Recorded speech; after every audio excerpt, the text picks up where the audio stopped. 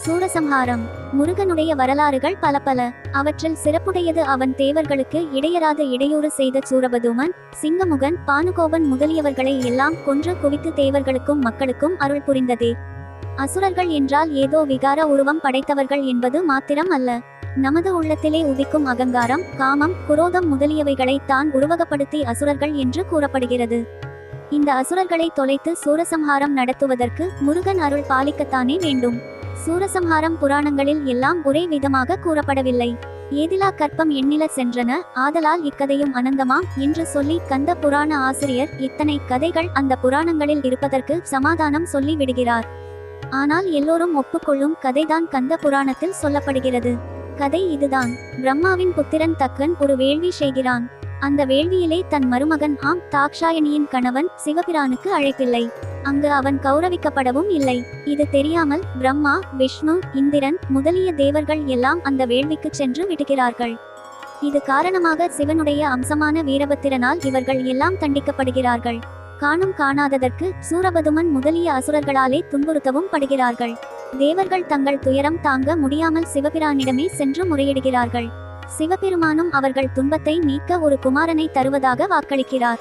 சொன்ன சொல்லை காப்பாற்ற தன்னுடைய 5 திருமுகங்களோடு அதோ முகமும் கொள்கிறார். 6 திருமுகத்தில் உள்ள 6 நெற்றிக் கண்களில் இருந்து 6 பொறிகள் கிளம்புகின்றன. அந்த பொறிகளை வாயு பகவான் ஏந்திச் சென்று அக்னி பகவானிடம் கொடுத்து விட்டு தப்பித்துக் கொள்கிறான். அக்னியும் அந்த பொறிகளின் வெம்மையை தாங்காது கங்கையிலேயே விட்டு விடுகிறான். கங்கை இந்த பொறிகளை சரவண பொய்கையில் கொண்டு சேர்க்கிறாள். அங்கு 6 பொறிகளும் 6 திருக்குழந்தைகளாக மாறுகின்றன. இது நடந்தது வைகாசி மாதத்தில் விசாக நாளில். இப்படித்தான் விசாகன் பிறக்கிறான் இவ்வுலகிலே. 6 குழந்தைகளையும் கார்த்திகை பெண்கள் 6 பாலூட்டி வளர்க்கிறார்கள். இந்த கார்த்திகேயனை காண சிவபெருமான் உமையம்மையோடு சரவண பொய்கைக்கு வருகிறார். அங்கு அம்மை குழந்தைகள் 6வரையும் சேர்த்து எடுத்து அணைக்கிறாள். தன் மார்பகத்தில் 6 குழந்தைகளும் சேர்ந்து ஆறுமுகத்தோடு கூடிய ஒரே பிள்ளையாக மாறுகிறான். கந்தன் என பெயர் பெறுகிறான். ஆறுமுகன் என்று எல்லோராலும் அருமையாக அழைக்கப்படுகிறான். அருவமும் உருவம் ஆகி அநாத்தியாய் பலவாய் ஒன்றாய் பிரமமாய் நின்ற சோதி பிழம்பதோர் மேனியாகி கருணை கூர் முகங்கள் 6 கரங்கள் 12 கொண்டே ஒரு திருமுருகன் வந்து அங்கு உதித்தனன் உலகம் உய என்று அருமுகனது அவதாரத்தை கூறுகிறது கந்த புராணம். இப்படி எல்லாம் பிறந்து கந்தன் வளர்கின்ற போது சூரபதுமனும் தேவர்களை எல்லாம் பிடித்து சிறையில் அடைத்து துன்புறுத்துகிறான். உடனே கந்தன் தன் கடமையை செய்ய முனைகிறான். தன் தந்தையின் கட்டளைப்படி அவனுடன் புறப்படுகிறார்கள் நவவீரர்களும் மற்றவர்களும் எண்ணிறந்த படைக்கலங்களை ஏந்தி கொண்டு. அன்னையும் பாலகனுக்கு நல்லதொரு வேல் கொடுத்து ஆசி கூறி அனுப்புகிறாள். இந்த படையெடுப்பில் முதலில் இலக்கானவர்கள் நரகாசுரனும் கிரௌஞ்சமலையும் தான்.